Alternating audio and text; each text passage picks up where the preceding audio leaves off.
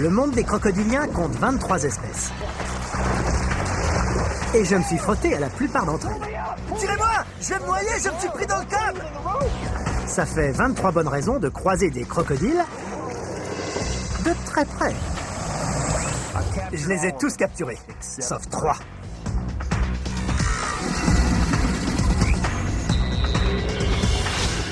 Et avec ces 3-là, j'établirai un record du monde. 3 crocos rares, 3 face à face dangereux, mais un seul Bradibar.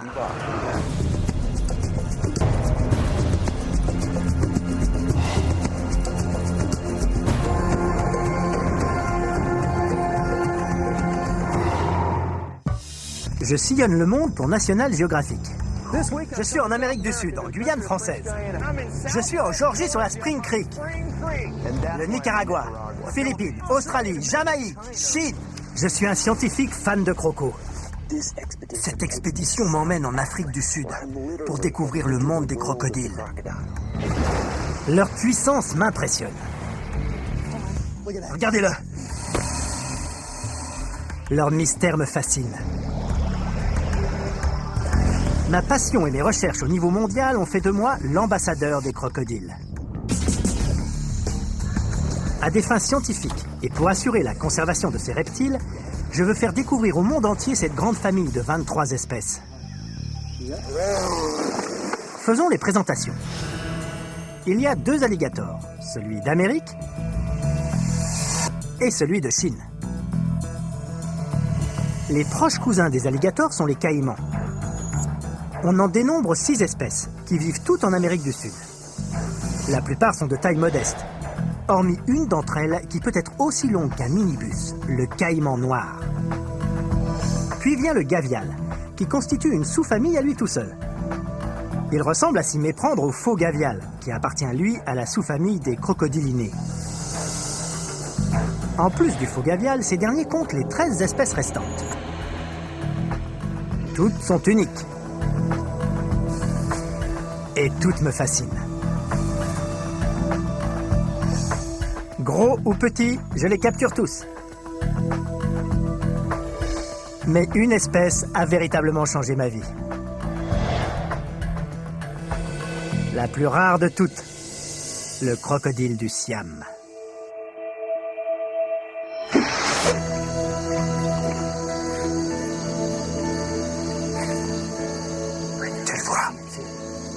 Au cœur de la jungle cambodgienne, je suis devenu le premier scientifique à capturer un spécimen sauvage de cette espèce en 70 ans. Oh tiens! Oh tiens! Oh, regardez! Il est super! Je n'arrive pas à croire qu'on a réussi. Dire qu'on les croyait disparus. Absolument. C'est en cet instant historique que j'ai compris que je pouvais devenir le premier à capturer les 23 espèces en milieu sauvage. J'en ai déjà 20 à mon tableau de chasse. Plus que 3 et j'entrerai dans l'histoire. Pour un spécialiste des crocodiles, ce serait la récompense suprême. Combien de fois a-t-on l'occasion d'accomplir une première dans l'histoire de l'humanité? Presque jamais. J'aime ces animaux et je veux que le monde sache qu'ils sont menacés.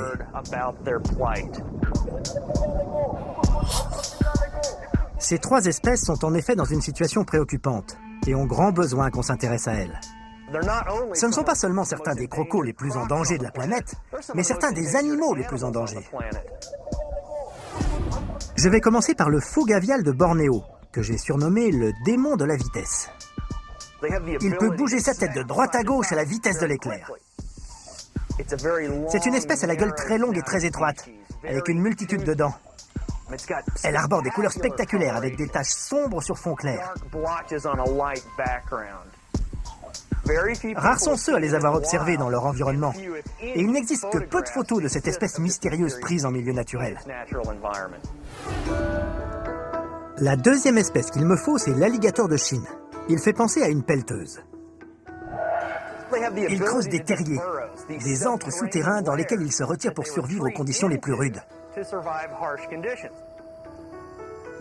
La chose la plus importante qu'on sait à son sujet, c'est qu'il est en danger extrême.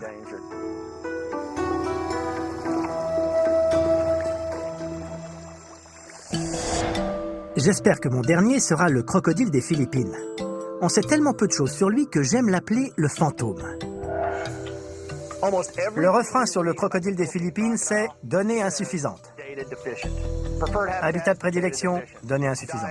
Régime alimentaire, donnée insuffisante. Population, donnée insuffisante. On ne sait pas suffisamment de choses à son sujet. Mais ce qui est sûr, c'est qu'il n'en reste plus beaucoup. Et que son environnement naturel se réduit à une vitesse alarmante. Je vais vraiment devoir donner le meilleur de moi-même. Être dans une forme olympique. Déjà pour en voir, mais encore plus pour en capturer. Mon périple commence donc dans un des endroits les plus paradisiaques du monde, Bornéo. Je me rends dans la province de Kalimantan Barat, en Indonésie. Dès que vous dites Bornéo, ça évoque plein d'images dans l'esprit des gens. Par exemple, les chasseurs de têtes, les animaux exotiques comme l'orang-outan. Mais c'est aussi la patrie de reptiles bizarres.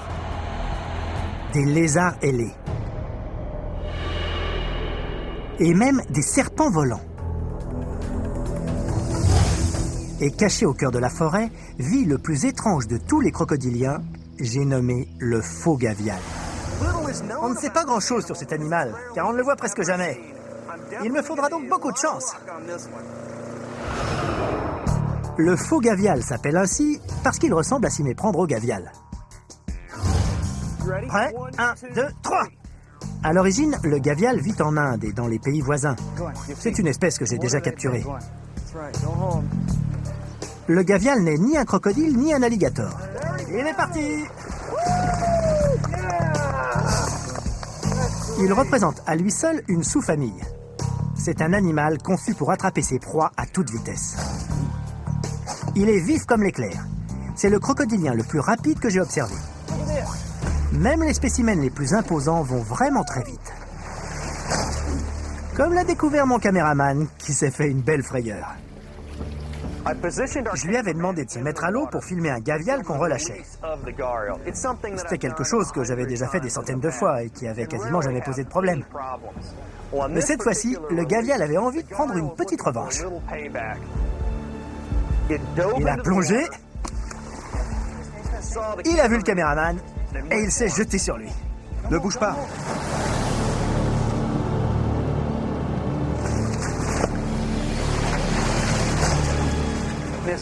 Il a vraiment failli couper le caméraman en deux.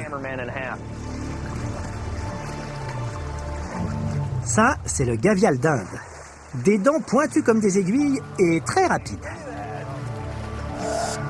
Et voici un faux gavial de Bornéo. Le vrai et le faux gavial ont tous deux un museau extrêmement effilé pour attraper les poissons. Et de près, leurs dents ressemblent à un piège à poissons. Pour mettre la main sur ce reptile, je vais devoir me montrer prudent. Après 3 jours passés à m'enfoncer au plus profond de la forêt de Bornéo, je rencontre enfin quelqu'un susceptible de m'aider. L'Australien Mark Bézieux, un spécialiste du faux gavial, va m'offrir la meilleure chance d'en capturer un en milieu naturel. Il est d'ailleurs tombé sur un indice. Les villageois les prennent quand ils trouvent un nid. Et voilà, T'as de beaux œufs, tu sais. ce sont les plus gros chez les crocodiliens. C'est le plus gros que j'ai vu. Des pêcheurs du coin les ont pris dans un nid. Si ces œufs n'ont malheureusement plus aucune chance d'éclore, ils peuvent néanmoins nous donner une indication sur l'endroit où commencer nos recherches.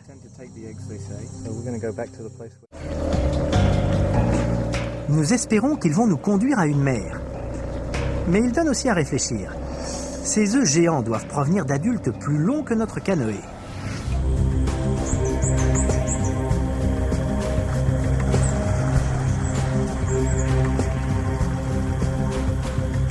Nous passons des heures sur la rivière.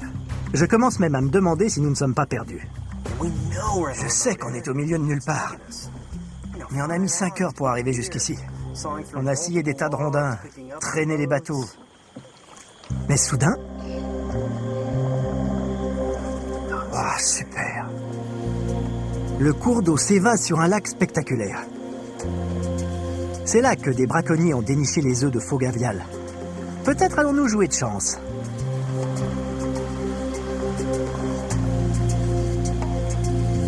Seule une poignée de faux gavials ont été capturés en milieu naturel. Je sens vraiment la pression monter.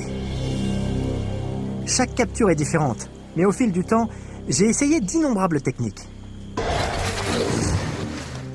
J'ai parfois eu recours à des filets. Souvent, c'est l'accessoire qu'on utilise quand on vise un mangeur d'hommes, un animal solitaire. Les filets peuvent être très utiles, mais aussi très dangereux quand on veut capturer un crocodile. En effet, un croco se fatigue très vite une fois pris dans les mailles, et il peut finir par se noyer. Et il y a toujours le risque de voir quelqu'un s'emberlificoter dedans et se noyer. C'est bien trop dangereux pour une espèce menacée, et bien trop inadapté pour un endroit pareil. Parfois, j'ai utilisé une canne à pêche. Ça y est, on le tient! On le tient, j'ai mis dans le mille. Une des rares méthodes pour capturer un crocodile en plein jour, c'est la canne à pêche avec un hameçon sans ardillon. On le lance sur le dos de l'animal et on tire. Le crocodile entame alors une rotation, il s'entortille dans la ligne, ce qui vous permet de vous approcher de lui et de lui passer un lien autour de la gueule avec une perche.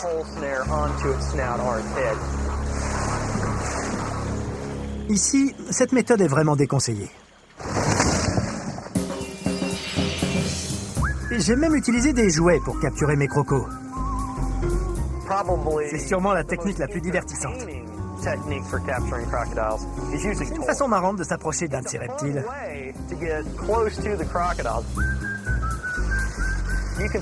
On fixe une caméra sur la voiture et on la dirige sur l'animal.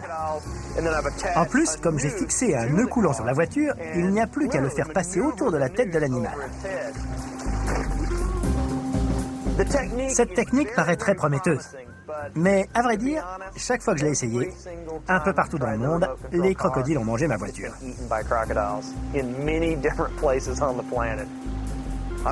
Je finirai par y arriver. Mais là, il faut que j'économise un peu, car j'ai perdu pas mal de jouets. Mais encore une technique à proscrire compte tenu de l'importance de l'enjeu. Voici le moyen dont on me parle le plus. Le déguisement de la tête de crocodile. Je vais souvent dans les écoles pour parler des crocos aux enfants. Une fois, j'expliquais à quel point il est difficile de les capturer quand un gosse a dit « Pourquoi ne pas vous déguiser en crocodile et plonger avec eux ?» Il va vraiment falloir que je fasse très attention et que j'observe les signaux que les crocodiles m'adresseront. Si l'un d'eux approche et fait... Ce mouvement de tête est une manifestation d'agressivité. Si je repère ce comportement, j'essaierai de lever le nez. Chez les crocodiles, c'est une attitude de soumission qui signifie « Je te cherche pas d'ennui, je te promets pas d'ennui ». À Bornéo, pas question de se déguiser. Même si je dispose d'une fausse tête adéquate, l'expérience m'a permis de constater que cette technique est risquée. Ça a tellement bien marché que c'est devenu trop dangereux. Cette technique est prometteuse, mais également très très dangereuse. Se mettre à l'eau avec les crocodiles, c'est chercher les ennuis.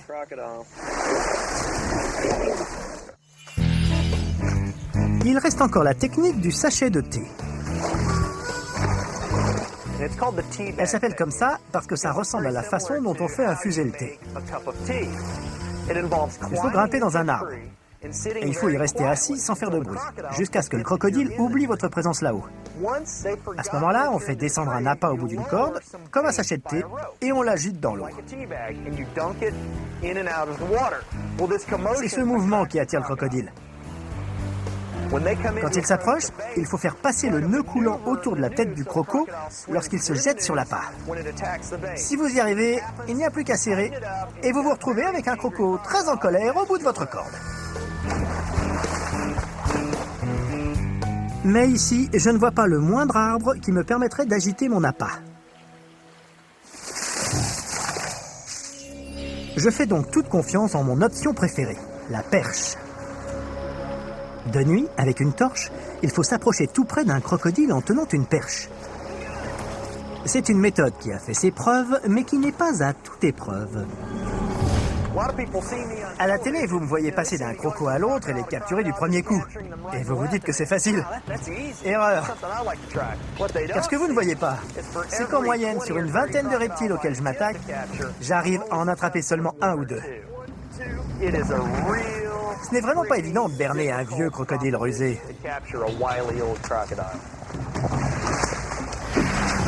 Nous avons scruté le lac toute la journée. Pas un seul faux gavial en vue. Mais j'ai toujours eu plus de chance la nuit. C'est dans l'obscurité que les crocodiles sont les plus actifs. Et je devrais pouvoir repérer le scintillement de leurs yeux qui renvoie la lumière de ma torche. D'autant qu'eux ne peuvent pas me voir à cause de cette même lumière. Donc si je ne fais pas de bruit, je peux m'approcher tout près. Enfin, c'est le plan. Quelque chose vient de plonger. Arrête. Il y a du mouvement au bord de l'eau.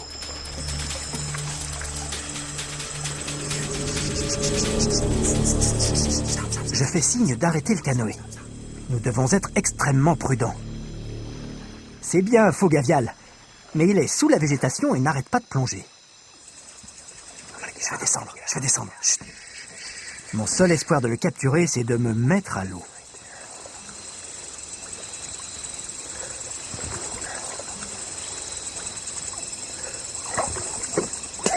Mince, il vient de plonger. Attendons.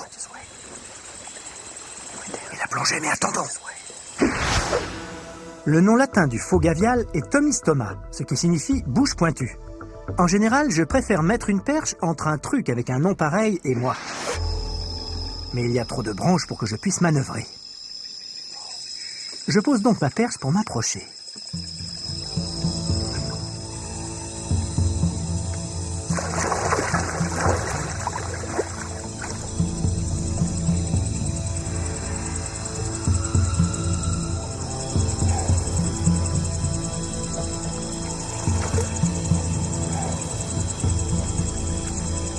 Ah, au fait, j'ai oublié de mentionner une technique de capture tout à l'heure, celle à main nue.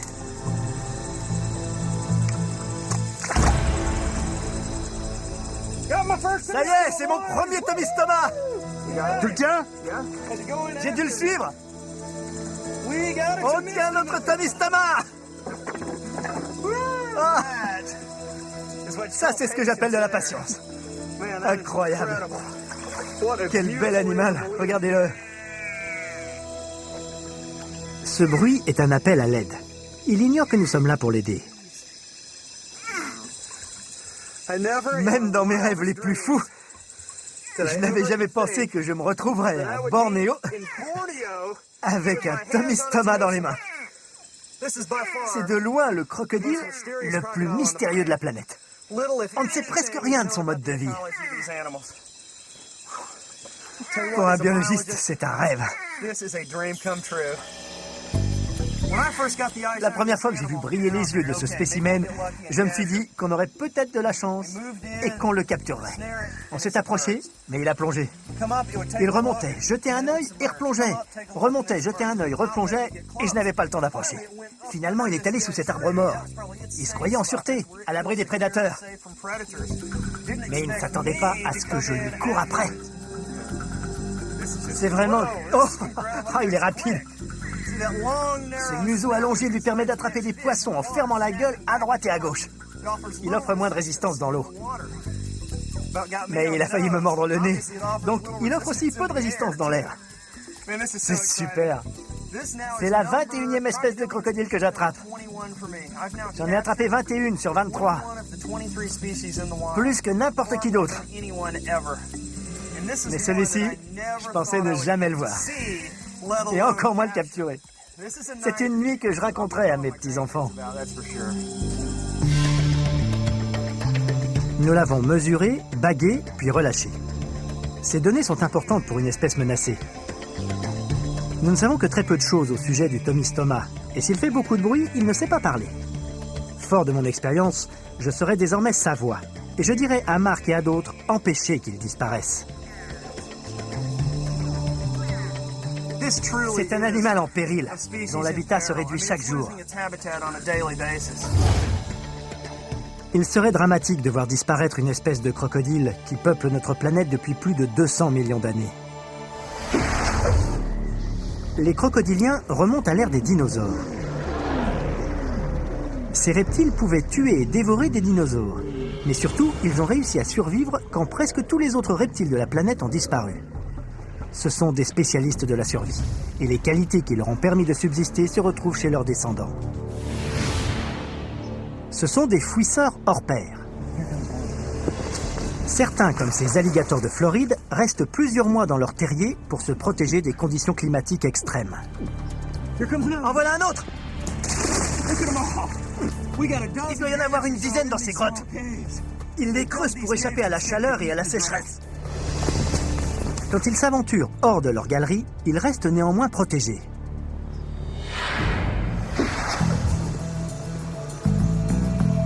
Sur leur dos, des plaques osseuses appelées ostéodermes poussent juste sous la peau. Même les jeunes, comme le faux gavial que je viens de capturer, disposent de cette armure. Chez certaines espèces, comme le caïman commun, ces ostéodermes apparaissent également sur le ventre. Ces écailles servent de protection, mais elles font aussi office de panneaux solaires pour emmagasiner la chaleur. Il suffit ainsi au crocodile d'avoir le dos exposé au soleil pour réchauffer le sang froid qui circule dans tout le reste de son corps. C'est dans l'eau qu'ils se cachent pour chasser. Ils peuvent rester sous la surface pendant des heures.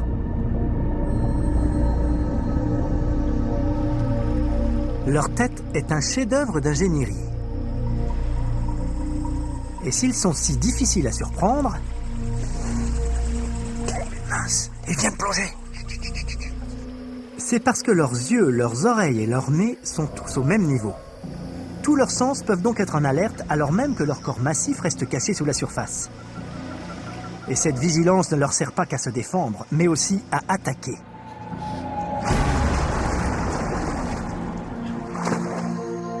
Ce faux gavial est le représentant de la 21e espèce que je capture sur les 23 que je me suis fixé. Et à chaque fois, je dois mettre en échec les talents remarquables de ces reptiles.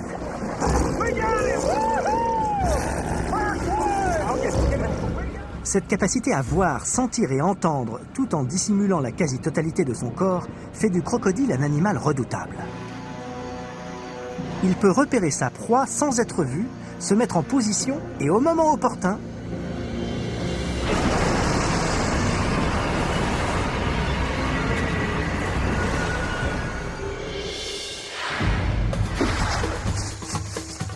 en déployant toute son énergie, un crocodile peut sauter.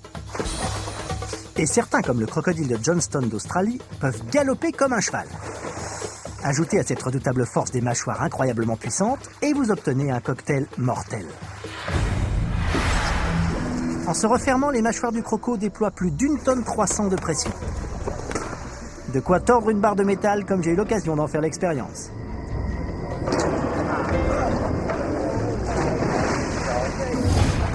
Ce véritable étau permet à l'animal d'entraîner des proies de grande taille dans l'eau pour les noyer. Un mouvement de rotation leur permet ensuite d'arracher des quartiers de viande qu'ils avalent tout rond.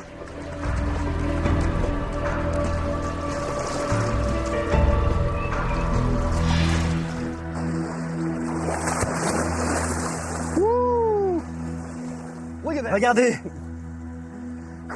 Ils doivent remonter en surface pour avaler. S'ils le faisaient sous l'eau, ils risqueraient de se noyer. Ils peuvent ingurgiter jusqu'à 20% de leur masse corporelle en un seul repas. Mais en cas de nécessité, cette quantité peut leur suffire pendant une année entière.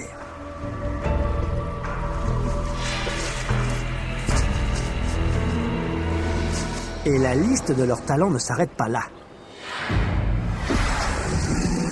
Les crocodiles sont les reptiles qui vocalisent le plus. Ils émettent des cris de détresse comme ceux de notre faux gavial. Des soufflements, des toux et des grognements, qui, s'ils sont émis par un mâle, retentissent à 800 mètres à la ronde. Ils utilisent également des signaux visuels et chimiques pour transmettre des informations. Pendant la parade amoureuse, ils émettent en outre des vibrations à basse fréquence qui font danser l'eau. Des millions d'années d'évolution ont transformé cet animal en champion de la survie. Mais l'homme causera peut-être sa perte. Sur plus d'une centaine d'espèces qui ont existé, il n'en subsiste que 23. Dont 2 que je dois encore capturer dans leur environnement. Mais notre histoire n'est pas encore finie. Pour l'espèce numéro 22, je me dirige vers le nord et la province de Nangwei en Chine, le pays des dragons dansants.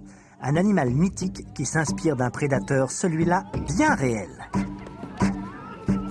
Je vous présente l'alligator de Chine. Je suis en Chine à la recherche d'un alligator. Oui, en Chine. Il existe 23 espèces de crocodiliens sur la planète, mais seulement 2 d'alligators. L'alligator d'Amérique, aux États-Unis, et l'alligator de Chine, qui vit en Chine. Il s'est adjugé une place de choix dans la riche culture chinoise. Cette espèce mystérieuse vivait autrefois le long des grands fleuves et des cours d'eau du sud-est du pays. En voir un est considéré comme un signe de chance. Malheureusement, cela n'a pas empêché qu'on détruise l'habitat de ces animaux dont la population sauvage est aujourd'hui sérieusement menacée. Aux États-Unis, il reste plus d'1 million d'alligators qui s'épanouissent en toute tranquillité. Ici, on dénombre moins de 150 alligators de Chine. Il y a plusieurs années, leurs cousins d'Amérique étaient eux aussi en danger. Mais les efforts de conservation ont porté leurs fruits. J'ai pu capturer des milliers de spécimens pour mon doctorat et j'ai lavé plus de 2000 estomacs pour étudier leur contenu.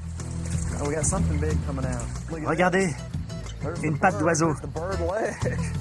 Le contenu stomacal m'a montré quelles espèces de proies il fallait protéger pour assurer la pérennité des alligators. Les 2 espèces étant de proches cousines, ces leçons apprises en Floride seront peut-être utiles en Chine. Les 2 espèces présentent un museau large et arrondi,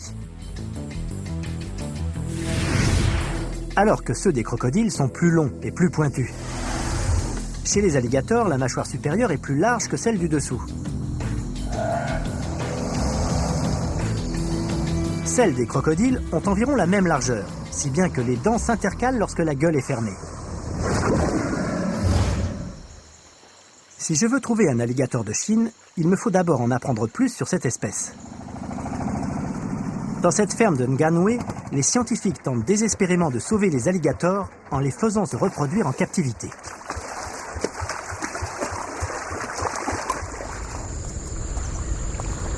Je peux d'ores et déjà observer une adaptation propre à cette espèce. L'alligator de Chine est un des seuls crocodiliens à hiberner. Même en captivité, ils creusent des terriers pour y passer l'hiver. Ceux-ci ne leur servent qu'à s'abriter. Quand le temps se réchauffe, ils sortent pour pondre. Il y a un nid juste ici. Le personnel repère tous ceux présents dans la ferme pour récupérer les œufs et les mettre en incubateur. En effet, si les œufs restaient ici, le pourcentage de survie serait bien plus faible. Or, chaque œuf constitue un bien précieux pour un animal dont l'espèce est tellement menacée. Avec un peu de chance, je vais réussir à inciter la mère alligator à venir défendre son nid. Il me suffit de pousser le cri de détresse de son espèce, un truc dans le genre.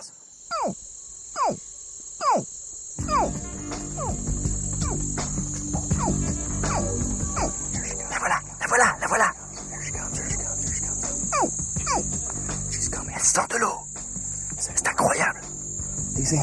Ces animaux existent depuis plus de 200 millions d'années, et voilà pourquoi, parce qu'ils prennent soin de leurs petits. Les alligators s'occupent mieux de leur progéniture que pas mal de gens que je connais.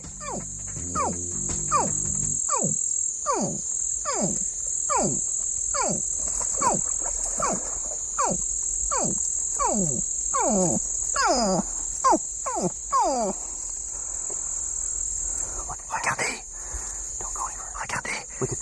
Elle est sortie de la rivière pour poser la tête sur son nid. C'est pas incroyable, ça? La plupart des gens pensent que seuls les oiseaux et les mammifères s'occupent de leurs petits. Mais c'est faux. Les crocodiliens le font aussi. C'est un spectacle touchant de voir la femelle sortir de l'eau pour inspecter son nid. Elle s'assure qu'on ne fait pas de mal à ses œufs. Bon, reculons. Les mères crocodiles et alligators sont très attentionnées. N'allez pas croire qu'il s'agit de cannibalisme. C'est ainsi qu'elles transportent les jeunes en toute sécurité jusqu'à l'eau. car les petits ont besoin de toute l'aide possible pour survivre à un nombre incroyable de prédateurs. Imaginez que vous soyez un pauvre petit sans défense comme celui-ci.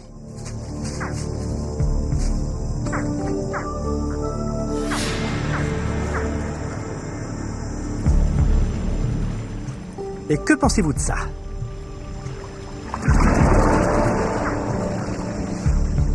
Et quand ce n'est pas un lézard ou un oiseau, c'est un poisson qui s'y met. Gobé d'un coup.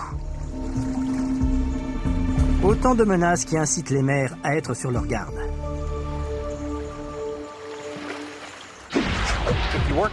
Quand vous travaillez avec les crocodiles, vous apprenez très vite à ne pas vous mettre entre une mère et ses petits, parce qu'elle va les défendre. Au Venezuela, j'étudiais les crocodiles de l'Orénoque et il fallait que je capture un petit spécimen.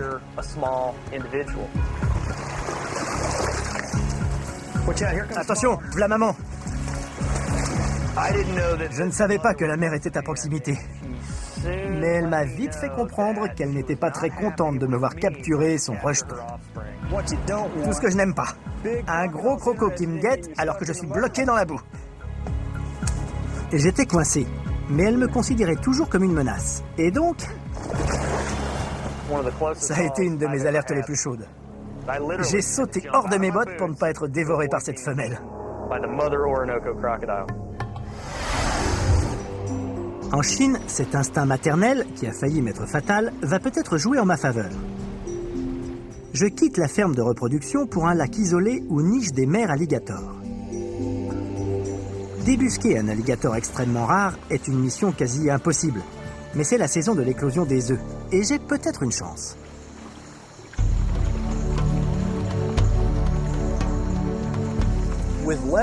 Comme il reste moins de 150 individus en liberté, en trouver un est un travail digne d'Hercule.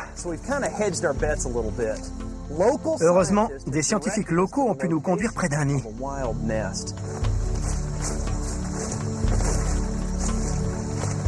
Le voici. Vous voyez, il est fait avec de la végétation.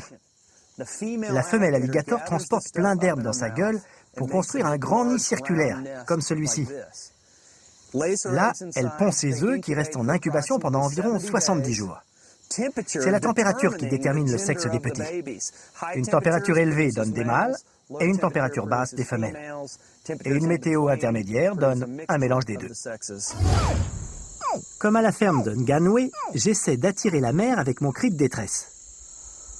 C'est ma meilleure chance d'attraper un alligator de Chine en milieu naturel.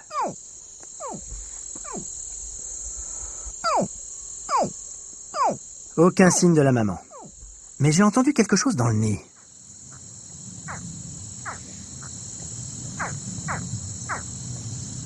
Oui, ce sont les bébés qui appellent de l'intérieur de l'œuf.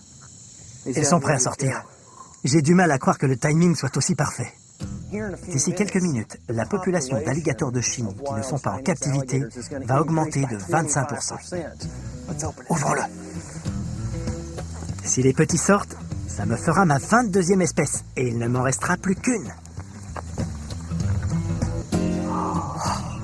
Regardez. Avec la permission des scientifiques chinois, je dégage tout doucement le nid pour aider les petits à sortir.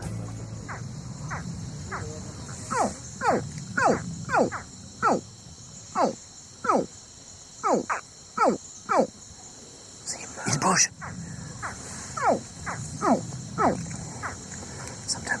Parfois, quand on manipule les œufs, le bébé croit que c'est sa mère.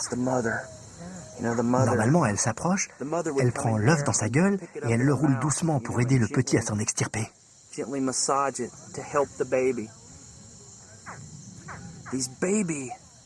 petits alligators disposent d'une sorte de dent au bout de la gueule qui leur permet de briser la coquille.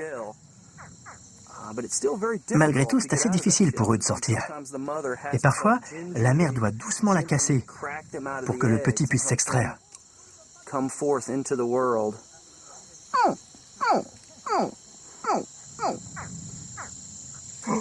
Il vient d'ouvrir les yeux. C'est son premier regard sur le monde. Vous avez vu? Toute sa tête est sortie. Il cligne des yeux. Regardez ça. Regardez. Les petits ne risquent rien, et quel privilège pour moi. Le voilà. Regardez. Regardez, je suis sa maman, je suis maman. Regardez. Un bébé alligator. Je tiens un des animaux les plus menacés de la planète. C'est une belle récompense. Regardez ce petit bonhomme, minuscule et sans défense. Il mesure une dizaine de centimètres. Mais un jour, il fera 2 mètres. Et ce sera le super prédateur dans cet environnement.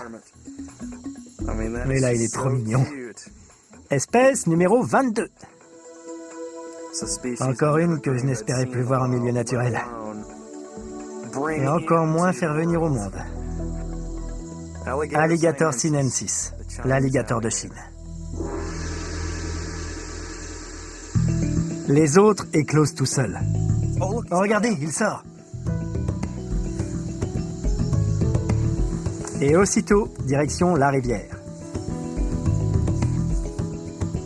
Mais certains œufs ont besoin de plus de temps. On va les recouvrir et laisser la nature suivre son cours. Incroyable. Ma carrière regorge de grands moments comme celui-ci. J'ai rassemblé énormément de données, mais aussi des souvenirs exceptionnels qu'on ne trouve pas dans la littérature scientifique. Sans parler des crocos gigantesques que j'ai croisés.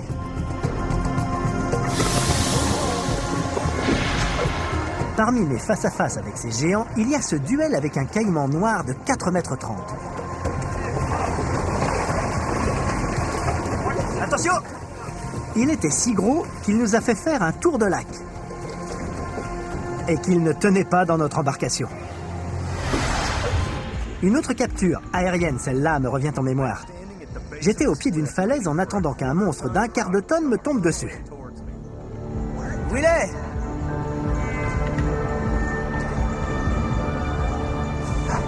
Il arrive!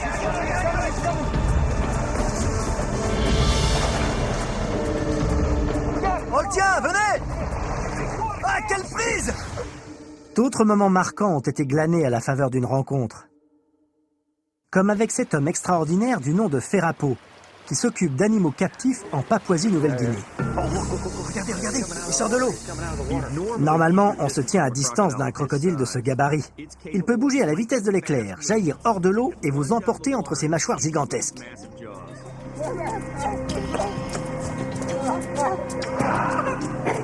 C'est un Crocodilus porosus, un crocodile indo-pacifique.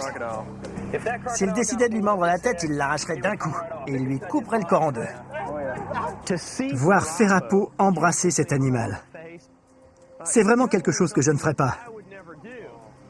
Il faut avoir une relation intime avec un crocodile pour ne serait-ce qu'essayer de faire un truc pareil.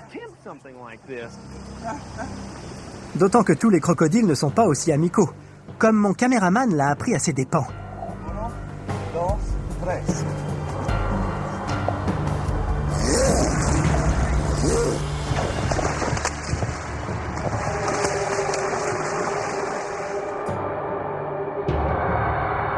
Cela dit, régulièrement, c'est à mon tour de mourir de peur.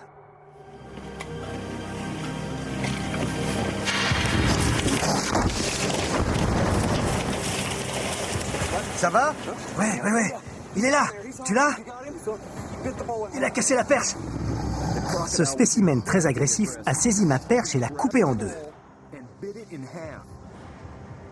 Puis il m'a sauté dessus et m'a fait basculer par-dessus bord. Il a failli me choper la jambe. Je lui suis tombé dessus. Ça a failli être la dernière espèce à mon tableau de chasse. Mais aujourd'hui, il ne m'en reste plus qu'une à débusquer. Celle qui manque encore à l'appel, c'est le crocodile des Philippines. Il n'y a qu'un endroit au monde où le trouver. Et oui, vous avez deviné, c'est les Philippines. Cet archipel de l'Asie du Sud-Est, qui compte des milliers d'îles, est un cocktail à couper le souffle de montagnes accidentées et de forêts très denses.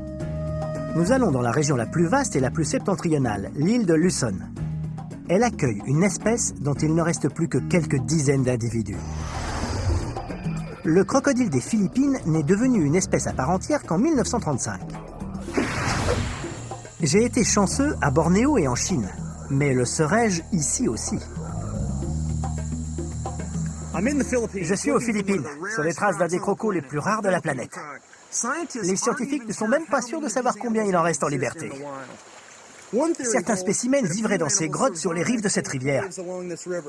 Elles sont peut-être un des derniers bastions de cette espèce.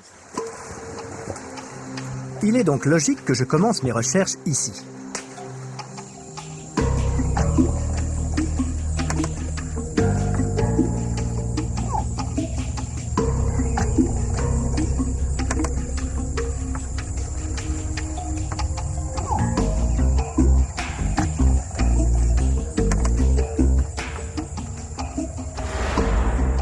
Oh mon Dieu! C'est l'araignée la plus grosse et la plus effrayante que j'ai jamais vue. Les crocos, pas de problème, mais les araignées, c'est pas mon truc. Ah, je l'aime pas, elle est énorme! Plus grosse que ma main.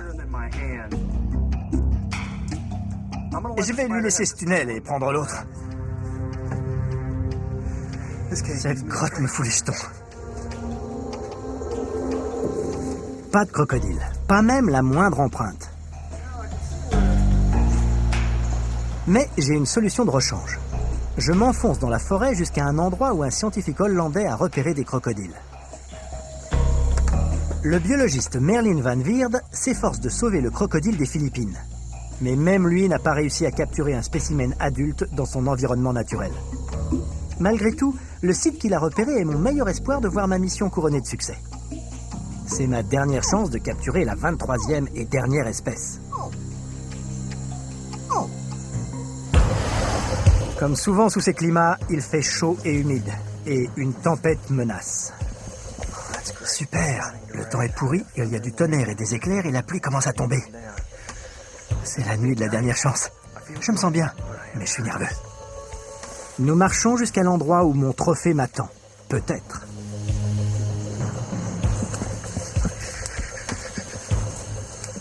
La mare est juste devant nous.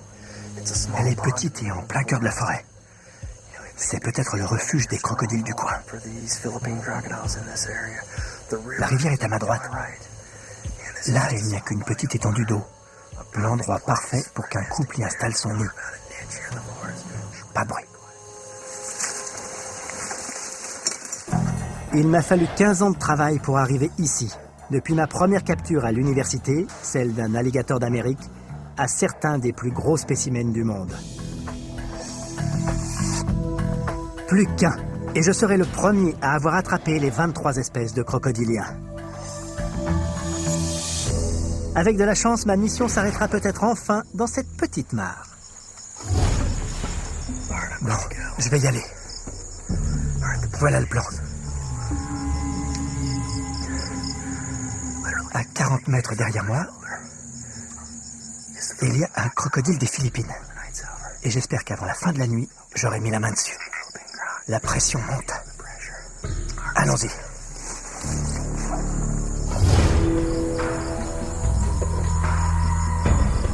Je vérifie une dernière fois ma perche et le reste de mon équipement.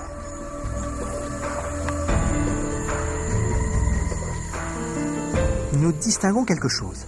Je ne sais pas si c'est un rondin ou un crocodile, mais l'heure n'est plus à l'hésitation. Je m'enfonce prudemment dans la mare. Le moindre faux mouvement pourrait tout faire capoter. J'essaie le cri de détresse qui m'a réussi en Chine.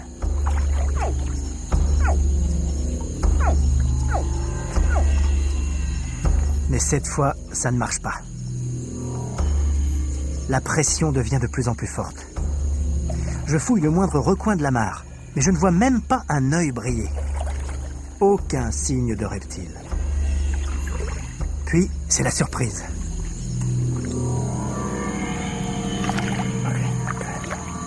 Parfois, les plus beaux cadeaux sont dans les paquets les plus petits.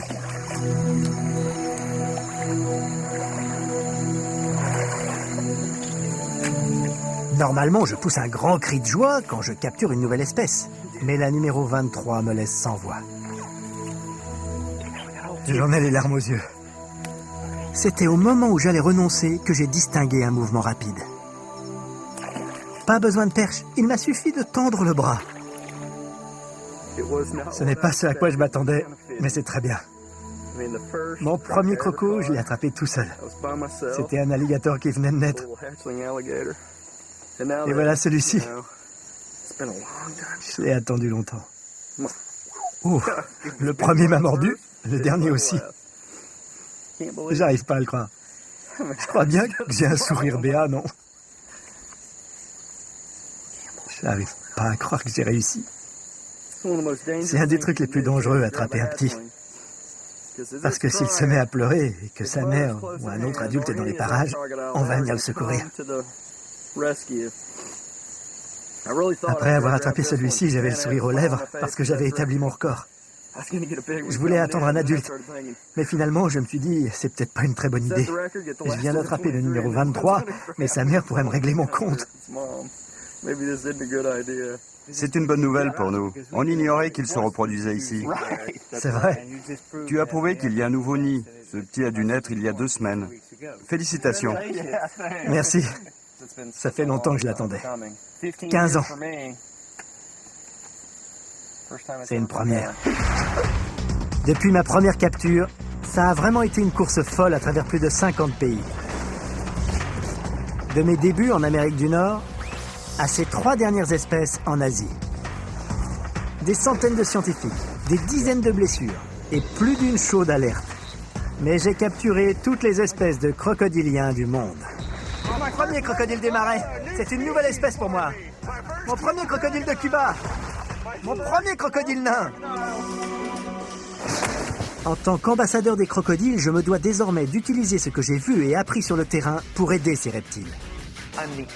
Je suis leur porte-parole par excellence. J'ai vu les défis, les dangers, les problèmes que rencontrent ces espèces.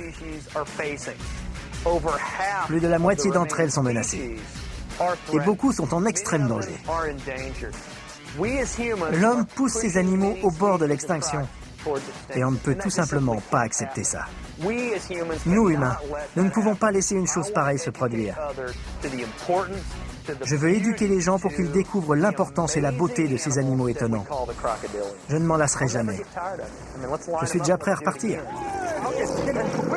Une fin idéale pour une nuit mémorable.